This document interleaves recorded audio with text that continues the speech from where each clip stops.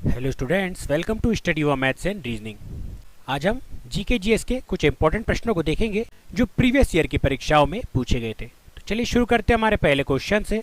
हमारा पहला क्वेश्चन है कि निम्न में से किस राज्य में शबरीमाला श्री धर्म संस्था मंदिर स्थित है। तो शबरीमाला श्री धर्म संस्था मंदिर किस राज्य में स्थित है दोस्तों? तो आइए इसके ऑप्शन देखते हैं। हमारा ऑप्शन ए है केरल, ऑप्शन बी है तेलंगाना, ऑप्शन सी है कर्नाटक और ऑप्शन डी है आंध्र प्रदेश।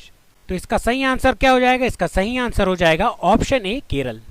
शबरीमाला मंदिर केरल राज्य में स्थित है। आइए इसके बारे में कुछ विस्तृत जानकारी देखते हैं।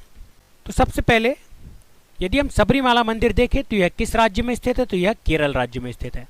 और इस शबरीमाला मंदिर का निर्माण राजा राजशेखरा के द्वारा करवाया गया था। और यदि हमसे पूछा जाए कि शबरीमाला मंदिर किस देवता को समर्पित है, तो शबरीमाला मंदिर भगवान अयप्पा को समर्पित है दोस्तों। केरल के बारे में अगर कुछ इंपॉर्टेंट फैक्ट्स हम देखें तो यहाँ पर पेरियार जो है दोस्तों, इस नाम से यहाँ पर कई सारी चीजें हैं। तो यदि हम देखें हमारी पहला यहाँ पर पाया जाता है नेशनल पार्क है दोस्तों। तो पेरियार नाम से यहाँ पर एक नेशनल पार्क है जो परीक्षा में कई बार पूछा गया है दोस्तों। और इसी पेरियार के नाम से यहाँ पर एक नदी भी है जो केरल राज्य की एक प्रमुख नदी है। और तीसरी चीज यहाँ पर है एक झील। पेरियार नाम से यहाँ पर एक झील भी है दोस्तों। तो इन तीनों को आपको ध्यान में रखना है। और केरल राज्य में एक बंदरगाह है दोस्तों, कोच्चि बंदरगाह।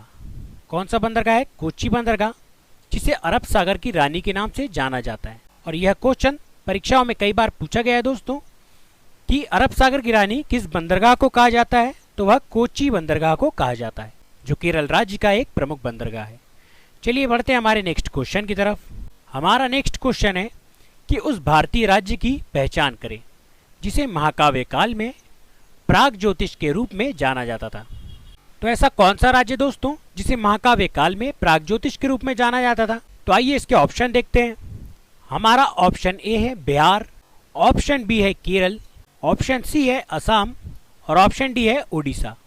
तो इसका करेक्ट आंसर क्या हो जाएगा? इसका करेक्ट आंसर हो जाएगा ऑप्शन सी असम। प्राचीन काल में या महाकाव्य काल में प्राग ज्योतिष या कामरूप के नाम से असम को जाना जाता था। तो यहाँ पर भी हमसे वही कहा गया है दोस्तों कि प्राग ज्योतिष या कामरूप असम को कहा जाता था प्राचीन काल में। और अभी असम की वर्तमान राजधानी क्या है दोस्तों? असम की वर्तमान राजधानी है गुवाहाटी, जहाँ पर एक प्रसिद्ध मंदिर है दोस्तों।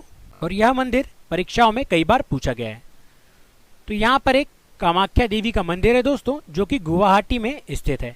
और यह मंदिर परीक्षा की दृष्टि से बहुत इंपॉर्टेंट है दोस्तों, जो परीक्षाओं में कई बार पूछा जा चुका है। तो असम के गुवाहाटी में एक मंदिर है जो कामाख्या देवी का मंदिर है। यह हमसे परीक्षाओं में पूछा जा सकता है दोस्तों। और असम का लोक नृत्य क्या है? तो असम का लोक नृत्य है बिहू। बिहू भी कई बार परीक्षाओं में पूछा जा चुका है। तो आपको यह भी ध्यान रखना है दोस्तों कि असम का लोक नृत्य क्या है? असम का लोक नृत्य है बिहू। हमारा नेक्स्ट क्वेश्चन है कि दाब मापने के लिए एसआई इकाई क्या है? तो दाब मापने की एसआई इकाई क्या है? आइए इसके ऑप्शंस चेक करते हैं। हमारा ऑप्शन ए है एम्पियर, ऑप्शन बी है कैंडेला, ऑप्शन सी है केल्विन और ऑप्शन डी है पास्कल। तो दाब मापने के लिए एसआई मात्रक क्या हो जाएगा? वह हो जाएगा पास्कल। तो इस प्रकार हमारा ऑप्शन डी बिल्कुल करेक्ट हो जाएगा। दाब मापने के लिए एसआई मात्रक या इकाई के रूप में पास्कल का प्रयोग किया जाता है।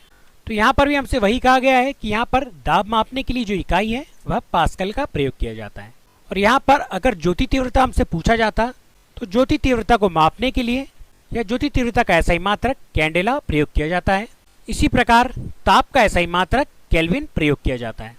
तो ये तीनों आपको ध्यान रखना है दोस्तों, ये तीनों परीक्षा की दृष्टि से बहुत इंपॉर्टेंट है। चलिए बढ़ते हैं हमारे नेक्स्ट क्वेश्चन की तरफ। हमारा नेक्स्ट क्वेश्चन है कि विजयनगर साम्राज्य की स्थापना निम्नलिखित में से किस वर्ष में हुई थी? तो यहाँ पर हमारे ऑप्शन है, option A 1229, option B 1336, option C 1456 या ऑप्शन डी 1412 में। तो विजयनगर साम्राज्य की स्थापना किस वर्ष में हुई थी? तो इसका करेक्ट आंसर हो जाएगा ऑप्शन बी 1336 में। तो यहाँ पर विजयनगर साम्राज्य की स्थापना अगर हमसे पूछा जाए तो वह 1336 में हुई थी। और इसके संस्थापक भी परीक्षाओं में कई बार पूछे गए हैं। तो इसके संस्थापक कौन कौन थे दोस्तों? इसके संस्थापक थे हरिहर एवं बुक्का। हरिहर एवं बुक्का विजयनगर साम्राज्य के संस्थापक रहे हैं। और विजयनगर साम्राज्य की राजधानी हम्पी को माना जाता है, क्योंकि उस समय हम्पी विजयनगर साम्राज्य की राजधानी रही थी। और अगर इस साम्राज्य का सबसे शक्तिशाली शासक हमसे पूछा जाए तो वह कौन था दोस्तों? वह थे कृष्णदेव राय। यह कृष्णदेव राय हैं दोस्तों, जो विजयनगर साम्राज्य के एक शक्तिशाली शासक थे। इनकी एक रचना भी परीक्षा में अधिकतम पूछी जाती है दोस्तों। इनकी रचना क्या थी? इनकी रचना थी जामवंती कल्याणम। तो दोस्तों ये जामवंती कल्याणम आपको ध्यान में रखना है, क्योंकि ये परीक्षाओं में कई बार पूछी जा चुकी है कि कृष्णदेव राय की रचना क्या है। तो जामवंती कल्याणम इनके द्वारा एक रचित एक काव्य है। चलिए बढ़ते हैं हमारे नेक्स्ट क्वेश्चन की तरफ। जब इब्न बतूता भारत आया था तो उस समय दिल्ली की सल्तनत का शासक कौन था? तो जब इब्न बतूता भारत आया था तो उस समय दिल्ली का शासक कौन था? तो चलिए इसके ऑप्शन चेक करते हैं। तो हमारा ऑप्शन ए है मोहम्मद बिन तुगलक, ऑप्शन बी है अलाउद्दीन खिलजी, ऑप्शन सी है इब्राहिम लोदी, या ऑप्शन डी है फिरोज शाह तुगलक। तो हमारा करेक्ट आंसर क्या हो जाएगा दोस्तों? हमारा करेक्ट आंसर हो जाएगा ऑप्शन ए मोहम्मद बिन तुगलक। इब्न बतूता जो था वह एक अरब यात्री था और एक लेखक भी था, जो मोहम्मद बिन तुगलक के शासनकाल में भारत आया था। आइए इसके बारे में कुछ विस्तार से देखते हैं। तो यह दोस्तों इब्न बतूता, जो मोहम्मद बिन तुगलक के काल में भारत आया था। और इब्न बतूता की पुस्तक एक प्रमुख है दोस्तों, जो परीक्षाओं में बार बार पूछी जाती है। तो इब्न बतूता ने एक पुस्तक लिखी थी, उसका नाम था रहला दोस्तों। तो इस रहला को आपको ध्यान में रखना है। और मोहम्मद बिन तुगलक की बात यहाँ पर आई है दोस्तों। तो मोहम्मद बिन तुगलक किस वंश का शासक था? तो यह तुगलक वंश का शासक था। और तुगलक वंश ने कब से कब तक शासन किया? तो तुगलक वंश ने 1320 से लेकर 1414 तक यहाँ पर भारत में शासन किया था। तो यह भी आपको ध्यान में रखना है। बढ़ते हैं हमारे नेक्स्ट क्वेश्चन की तरफ। हमारा नेक्स्ट क्वेश्चन है कि निम्न में से कौन सी एशिया की सबसे बड़ी खारे पानी की झील है? तो इसके ऑप्शन चेक करते हैं। हमारा ऑप्शन ए है पुलिकट, ऑप्शन बी है लोकटक, ऑप्शन सी वुलर, और ऑप्शन डी चिल्का। तो एशिया की सबसे बड़ी खारे पानी की झील कौन सी है? तो हमारा आंसर हो जाएगा ऑप्शन डी चिल्का झील। चिल्का झील एशिया की सबसे बड़ी खारे पानी की झील है। तो यह है दोस्तों चिल्का झील, जो कि उड़ीसा राज्य में स्थित है और यह एशिया की सबसे बड़ी खारे पानी की झील है। यहाँ पर एक फैक्ट आपको ध्यान में रखना है दोस्तों कि अगर यहाँ पर तो खारे पानी की झील की बात कही गई है, अगर भारत की सबसे बड़ी मीठे पानी की झील हमसे पूछा जाए तो वह कौन सी है दोस्तों? वह है वुलर झील। और वुलर झील किस राज्य में स्थित है दोस्तों? तो वुलर झील जम्मू कश्मीर में स्थित है, जो मीठे पानी की एक प्रमुख झील है भारत के लिए। और यहाँ पर अगर हमसे पूछा जाए कि एशिया की सबसे बड़ी कृत्रिम झील कौन सी है दोस्तों? तो एशिया की सबसे बड़ी कृत्रिम झील है गोविंद वल्लभ पंत सागर। कौन सी झील हो जाएगी दोस्तों? गोविंद वल्लभ पंत सागर। तो गोविंद वल्लभ पंत सागर झील एशिया की सबसे बड़ी कृत्रिम झील है दोस्तों। और अगर हमसे पूछा जाए कि गोविंद वल्लभ पंत सागर झील किस राज्य में स्थित है, तो यह उत्तर प्रदेश में स्थित है दोस्तों। कहाँ पर स्थित है? उत्तर प्रदेश राज्य में स्थित है। तो चलिए बढ़ते हैं हमारे नेक्स्ट क्वेश्चन की तरफ। हमारा नेक्स्ट क्वेश्चन है कि बक्सा या बुक्सा राष्ट्रीय उद्यान निम्न में से किस राज्य में स्थित है? तो बक्सा या बुक्सा राष्ट्रीय उद्यान किस राज्य में स्थित है? इसके ऑप्शन देखते हैं।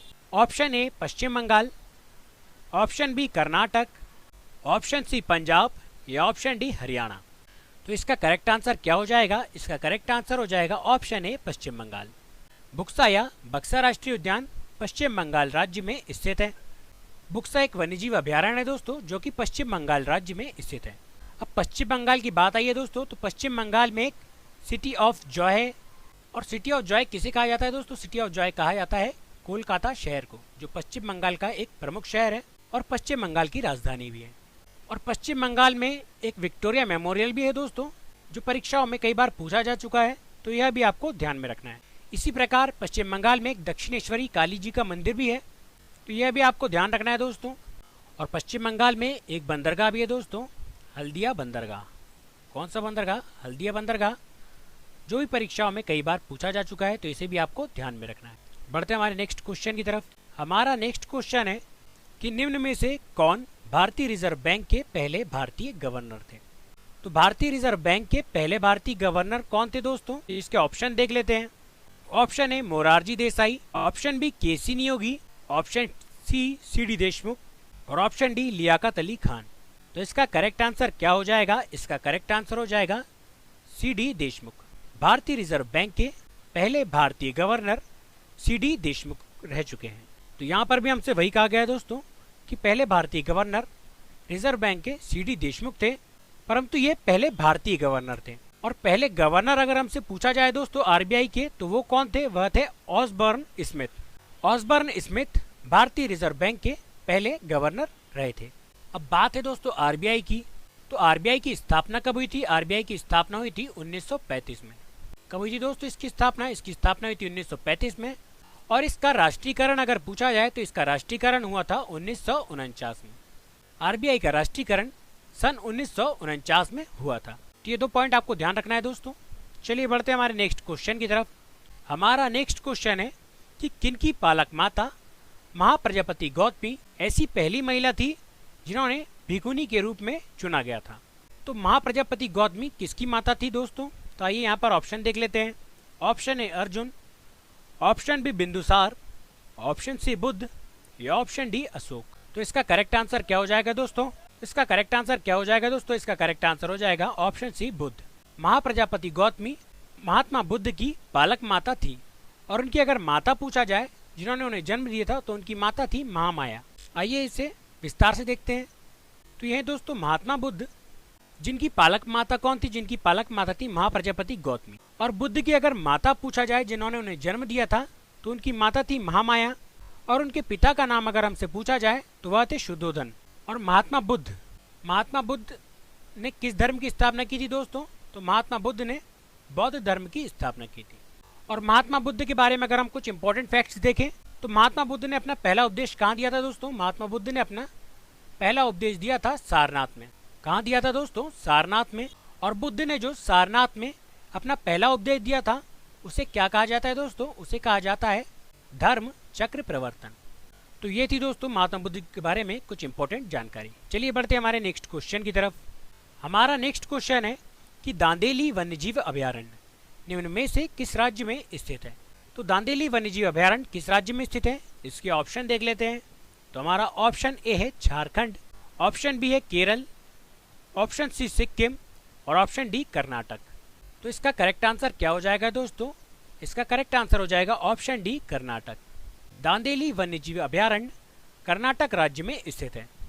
तो यहाँ पर भी हमसे वही कहा गया है कि दांदेली वन्यजीव अभयारण्य कर्नाटक राज्य में स्थित है। और दोस्तों ये जो आपको मूर्ति दिखाई दे रही है, तो ये मूर्ति गोमतेश्वर की प्रतिमा है, जो कि श्रवणबेलगोला कर्नाटक में स्थित है। और कर्नाटक का अगर हमसे नृत्य पूछा जाए, तो कर्नाटक का नृत्य क्या है दोस्तों? कर्नाटक का एक प्रमुख नृत्य भरतनाट्यम। भरतनाट्यम कर्नाटक का एक प्रमुख नृत्य है। इसी प्रकार बांदीपुर राष्ट्रीय उद्यान हमसे पूछा जाए, तो बांदीपुर राष्ट्रीय उद्यान कहाँ पर है दोस्तों? बांदीपुर राष्ट्रीय उद्यान भी कर्नाटक राज्य में स्थित है। तो दोस्तों आज के वीडियो में बस इतना ही। अगर आपको हमारा वीडियो अच्छा लगा है तो हमारे वीडियो को लाइक कीजिए, चैनल को सब्सक्राइब कीजिए और अपने दोस्तों के साथ शेयर कीजिए।